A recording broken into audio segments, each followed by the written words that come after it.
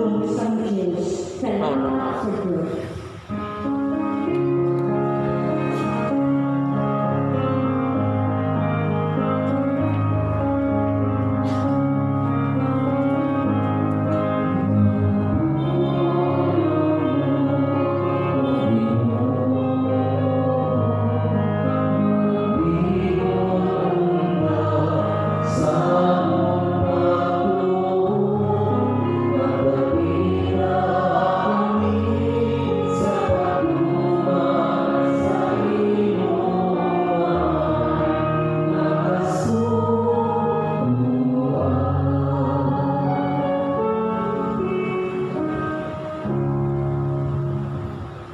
Ang Ginoo sa inyo. Kahiyaraman sa inyo.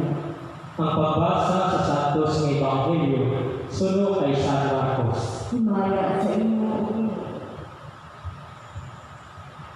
Sa hilayon, ginpaadto siya sa Espiritu Santo sa disyerto. Nagtinag siya dito si 40 adlaw, kagisulay siya ni Satanas. May mga sapat man na kalunod dito, pero nanabot ang mga anghel na nagbulit sa iya. Sa nabilanggo na si Juan, si Jesus nagkanto sa Galilea at nagwali sa maayong balita gikan sa Diyos. Nagsili siya, nag-abot na ang nagpailong na tiyon. Kagaginhariya sa Diyos malapit na. Biyain ninyo ang inyong masala, kag magpamati sa maayong balita. Ang Ebanghelyo sa Ginoo. Pagdala sa inyo, O Kristo. Tayong aga sa itanan,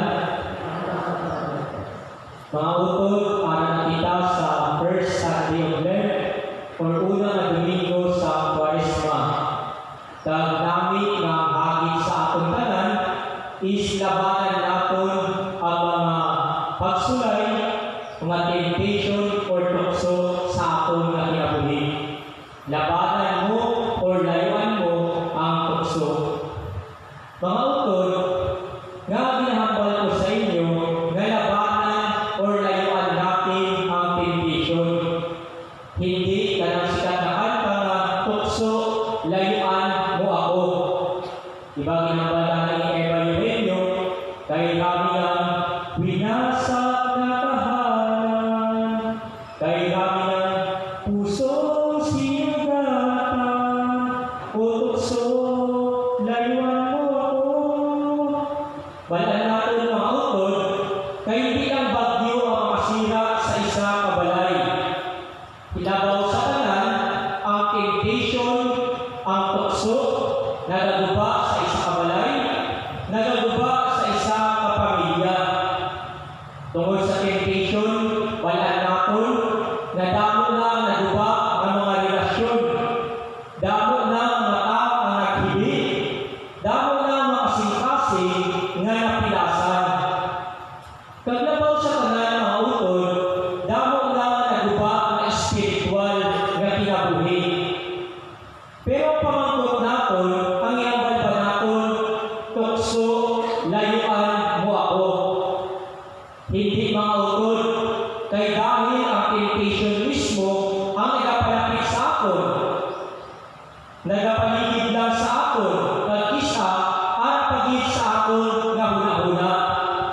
Maugali na hindi dapat tukso, layuan mo ako. Kasi kusang lalapit at lalapit yan ang isa na temptation. Mao nga dapat ang inuun naton, islabanan naton o layuan naton ang isa ka temptation. Sa atong Ebanghelyo karon mga utod, atong nabatian na hindi exempted si Kristo sa mga temptations. Diba kitala siya sa Espiritu Santo dito sa disyerto. Kag nagtinag siya dito sa 40 kaadlaw. Kag gisulay or gintempt siya ni Satanas. Kung sa Ebanghelyo ni San Marcos, kung ibasa natin subong, this is the short version. Pero kay San Lucas, ara sa mga detalye, how Jesus is being tempted. Nagpangamuyo si Kristo dito sa disyerto, nagpuwasa si Kristo. Kagbalan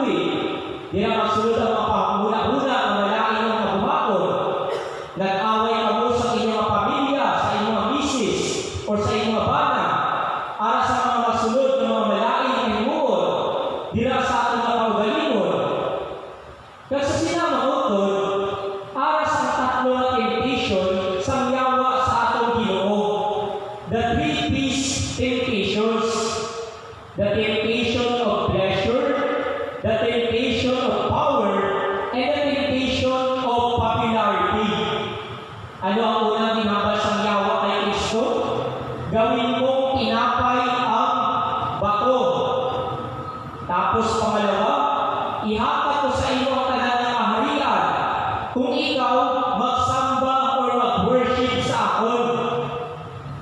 And lastly, binabal niya, show your power. Magpahulog ka at salong ka sa mga anghel na iyong sugo. Unang maunod, gawin mong tinapay ang bato that is the temptation of pleasure.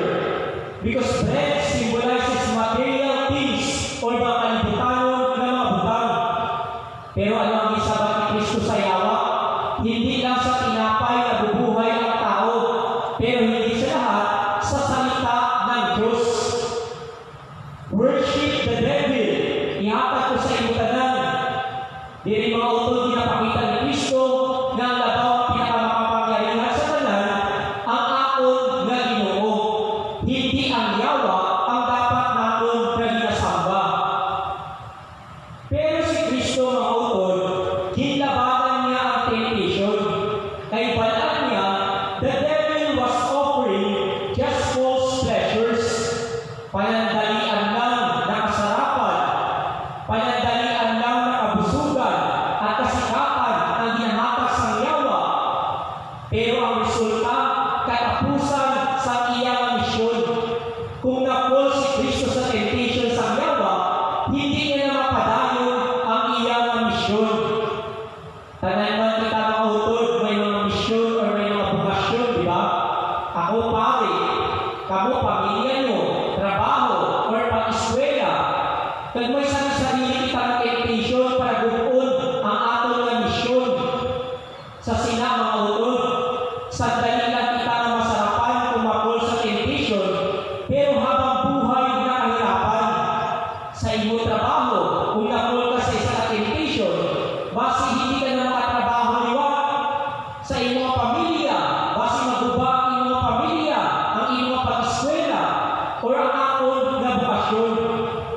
Huwag ipagpalit ang habang buhay natin diyan sa panandaliang kasarapan. Yes, una, malipay kita. Una namin. Pero it leads us to separation. Katiwalian at naglabaw sa tanan, kamatayan. What are the sources of temptation? Una mga utod ginahambal, temptation arise from within ourselves. Kaya pagmata mo pa lang sa buntag, makaisip ka na sa mga malain, na mga buhaton, o kaya mga masasamang pag-ugali natin. For example, pride inclines us to sin. Nag-stop mismo because of masasamang pag-ugali natin, kita mismo nagiging temptation dira sa iba.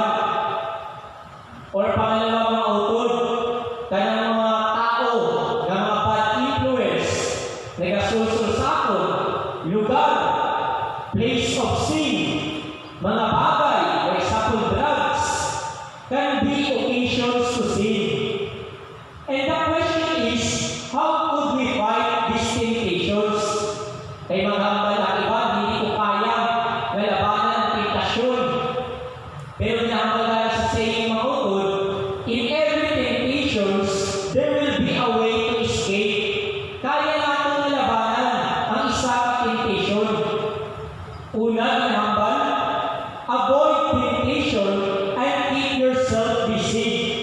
Kung alam mo na makaguba sa imo, dapat layuan mo na.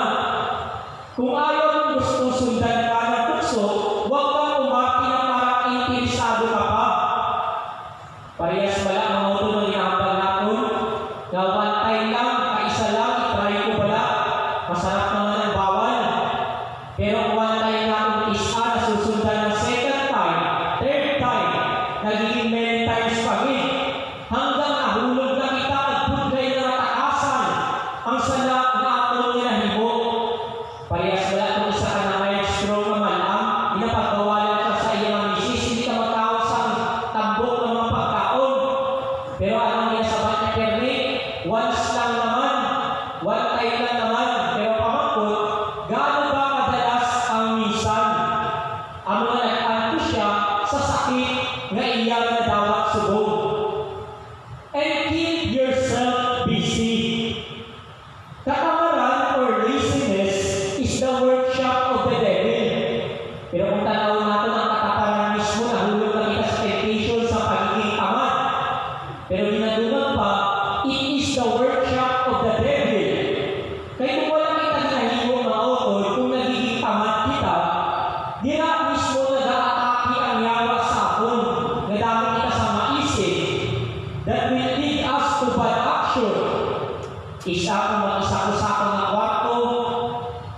kinabuhi sa pari, mag-usahan sa kwarto. Tapos nang naulan-ulan pagit, pero di ka namin. Kaya makaisip ko isa sa mga last school na mga bagay, mga kalibutan ng mga bagay. So ako ginahilip isa, i-push up ko na lang, i-basketball ko na lang siya. Kaya after sila, kapoy kayo ka na makahuna-huna sa mga malayo. I-busy mo ang iyong sarili. Parehas wala siya sa katatay, ang busy na ako sa trabaho. Wala na ako sa time sa mga bisyo o sa mga pangbabae. Busy na ako sa aking pamilya, kaya sa aking mga buluhaton. Kaglas ni mga utod, among ginhimo ni Kristo sa ating Ebanghelyo to fight against temptation, prayer and fasting. This season of Lent, we are being encouraged to fast and to pray para maging close pa kita sa ating Ginoo. Pansinin niyo ang inyong kinabuhi kung ay nakamuna na pangamuyo. Iba malupok na kita sa mga sala at sa mga temptation. Makalimutan na natin kung ano ang gusto sa Diyos sa atin. Dapat magpiyong kita at magpangamuyo. Hindi ang Ginoo ang magpiyong kung ara sa mga temptation sa atin nga kinabuhi. Sa sulod mismo sa simbahan, dapat kita sa mahuna-hunaan na negative sa atin. Not to participate, matulog, maggamit sa cellphone. Hinahambal lagi ng autor. Satan tries to limit our prayer because Satan knows our prayer will limit him. Kung there are three P's of temptation, pleasure, power, and popularity, ang panlaban namin natin is pili hapon, and that is prayer against temptation. The last mga utod is fasting or abstinence. Diba we are being encouraged every Friday of this Lenten season? Mag-abstain kita sa karne or mag-fasting kita para madisiplina natin ang ating lawas. Matutunan natin tanggihan ang kasalapan ng katawan para mapalakas ang ating kaluluwa. Kung Friday, halimbawa, hindi ko magkaon sa karne. Pero kung natin ka na nagkaon sa karne na hambal natin, kung hindi mo kaya tanggihan ang isa kabagay, karne lang na, how much more kung dahil na kaya ng temptation? Kung namin na kaya ng temptation, di ba? Mas mahulog ka. Dapat sa simple na butang, ginag-train mo na ang iyong kaugalingon, how to fight or how to discipline yourself. Kung nag-misa ko sa kapilya, kung nialing adlaw, Friday man to, kung last Friday, after Ash Wednesday, nag-abstain naman kita sa karne siya, di ba? Dapat na kita mag-abstain sa karne. Nag-misa ko sa kapilya, after sa misa, gi-offer nila sa akin ng maulog, tinulang manok, adobo na manok, why pa ito nag-breakfast, tinamit tayo ng maulog, pero that is abstinence, karne. Kung kamuti na ng mga kumikaon, ginambalan ko siya, balay na nagaling na Friday, nga ako nag-offer, nagpakaon siya, tinulang manok, at adobo nga ng manok, namit-tamit na unon, hinbit-bit ko na lang. Pero sa batila, nakalimutan na abi na mong father. Amo na isa kita ang para sa temptation, tapos nahulog na kita, nakalimutan ko abi, hubog abi ko, huwag lang siyang mahimo, damo kita sa resource, or tao lang. Remember, hindi kita tao lang, because we are created in the image and likeness of God. Ara kita sa reason, ara kita sa isipan, to know what is right and wrong. Ara kita sa conscience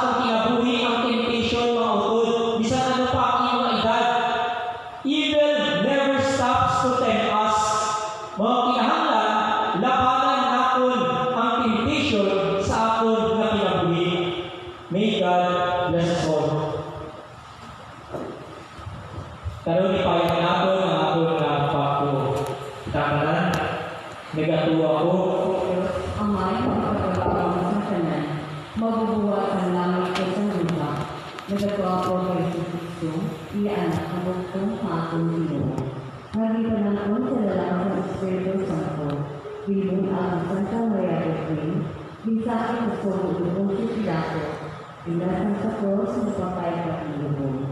Hanap sa mga matay, kay katipaad daw nabanang siya, ay nagaling sa mga matay.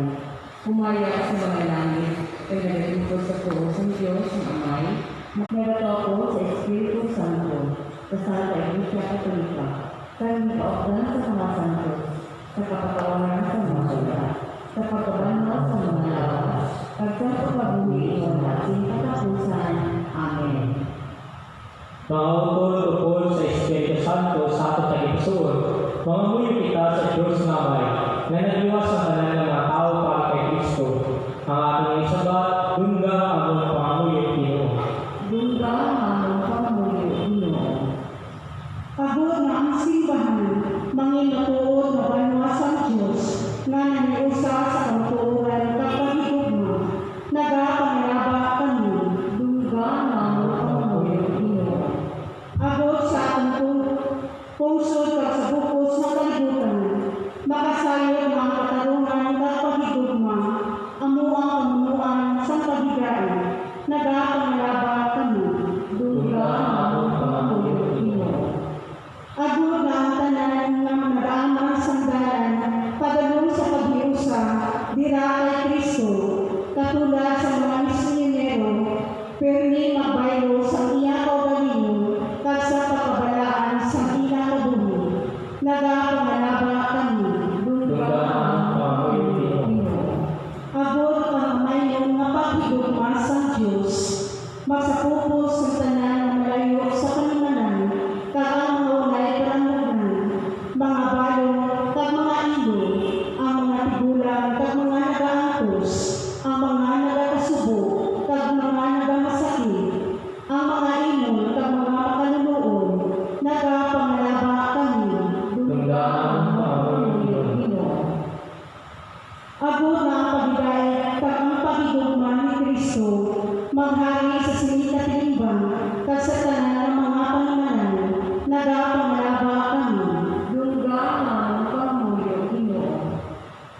Kabay ang atong mga sponsors, hatagan kami sa Ginoo sa buganan nga grasya, ang ilang mga pamilya, kaupod sa atong mga kauturan, nga nagapamisa pasalamat, kag petisyon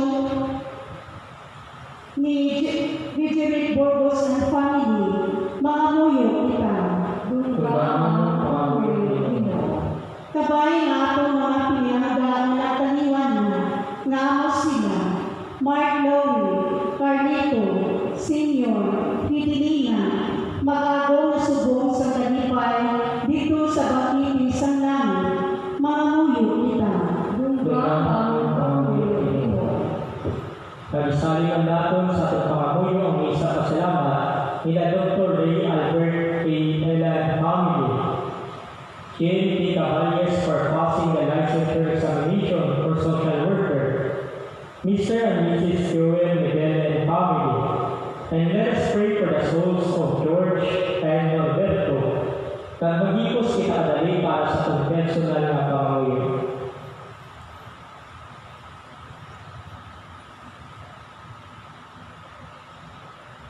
Kinitanan at ginapamayo pinali ng Kristo nga atong Ginoo. Amen.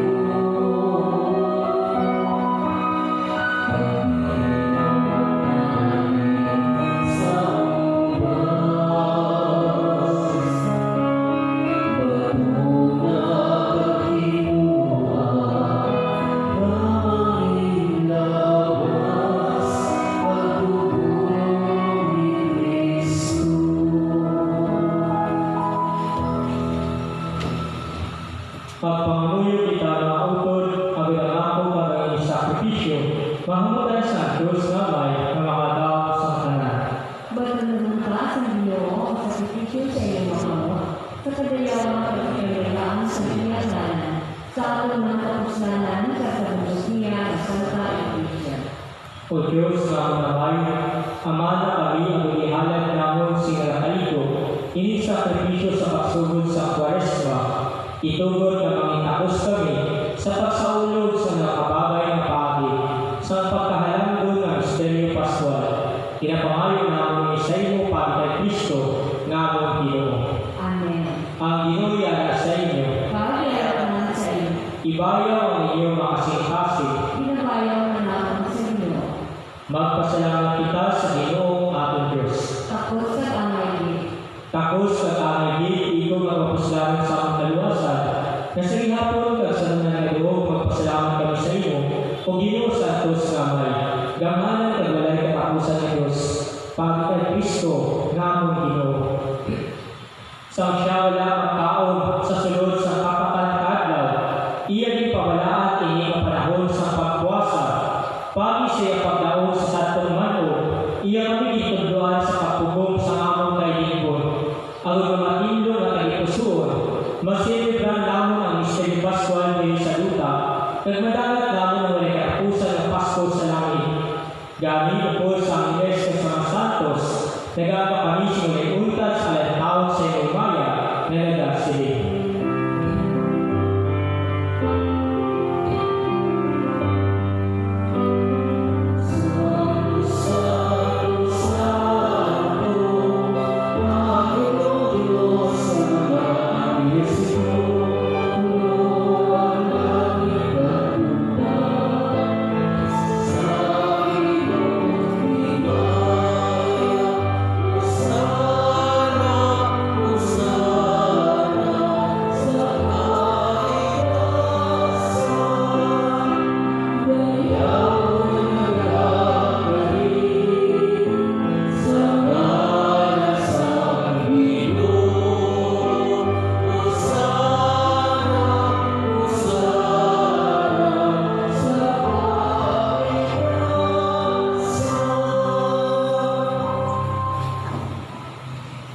Santos Espiritu Ginoo, ang tunggal sa tanan ng kasantos.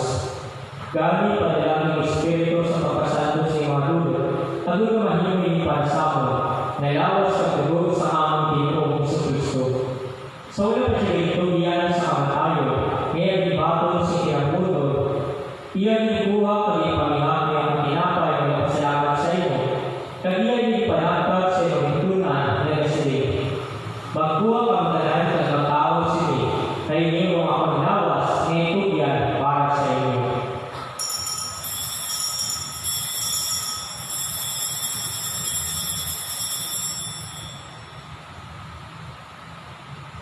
Subungan pagkatapos ang panihapon, iyon ito ang palis ng kapasalamat diwa, kag iyan ipalibot sa mga hitunan na nasilig. Magkuha kang tanan sa mga kalis, kaya hindi ang palis sa ang dugo sa kwarto o balay katapusan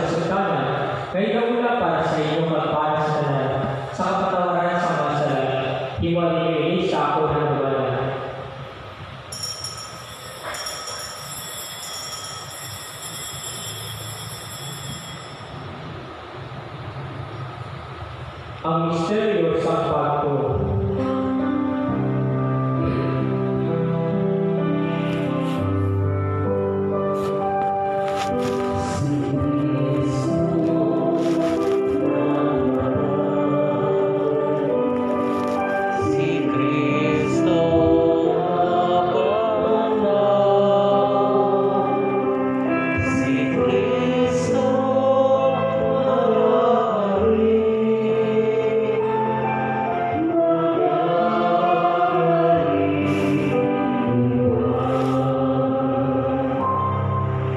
Dahil wawayo ang ihalad sa iyo, initinapay sa kabuhi ang inihali sa kaluwasan, sa pagsalunod naman sa katumanan sa pagkamatay at pagkagalaw sa iyong anak. Nagpasalamat man kami sa iyo, na iyong pag-ihabi ng mga tapos, sa pagkatubak sa pag-alagad sa iyo sa suling sakripisyo. Nagapakiloy kami ng Espiritu Santo mapaistamo, na nagapit sa lawas sa tulong ni Kristo. O Ginoo, na dumami mo siwahan ng lalakad sa lugos sa kalibutan, hindi na siya sa pagigugma. Upod sa Santo Papa si Francisco, sa Obispo sa Angelito, kag sa tanan ng mga pari. Kag inasabi ng namon ang isang pasalamat nila ni Sir Espejo Navarcian Family. Dumduma mga sakop sa aming kataliban, na nagkaliwan na may paglawang mga babanhaw siya. Dumduma man ang tanan ng kalamatay sa iyong pagkabiyan. Batulas sila sa pagtanaw sa iyong maligayawang Ginoo. Taluliman kami ngayari din katambo, tagod mambit namin ang kabuhi na wala sa katapusan. Magdayo kung mag-imayang kami sa iyo. Upod isan ka Maria Virgen ng isang Diyos. Upod isan si Ayabana. Upod sa mga apostoles at sa tanan ng mga santos na nagpahamot sa iyo. Pagi sa iyo anak, na si Jesucristo. Pagi sa iyo po sa iyong dinasaya, inhatag sa iyo Diyos kamay ng makatao, sa kaisahan sa Espiritu Santo, ang tanan mo kalimaya sa tanan ng mga tuwid sa mga katuligan.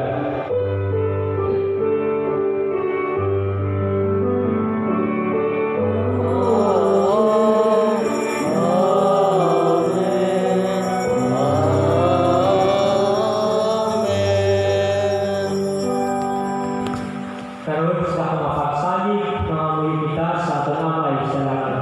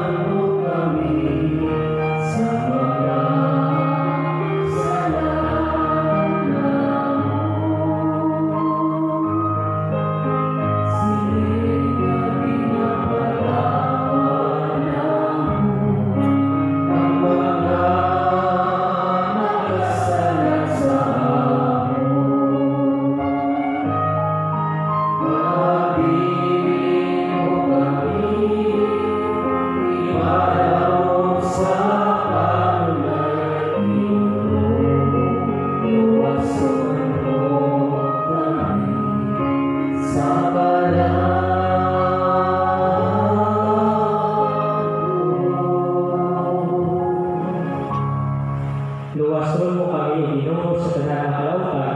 Hatagi kami sa paghilayog sa among mga ilantaw.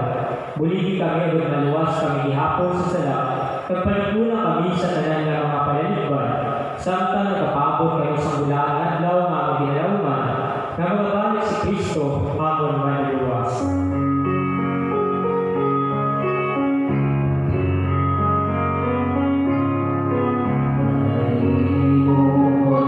Maria,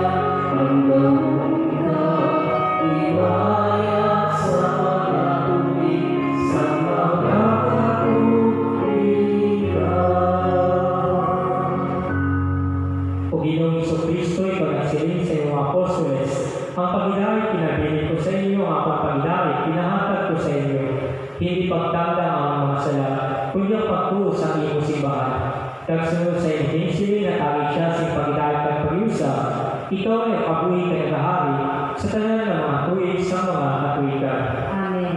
Ang pagdahil sa binuya gihapon sa inyo. Kakilala sa iyo. Magtatagay kita karon sa iyong pagdahil. Sis, kalinaw sa tanan.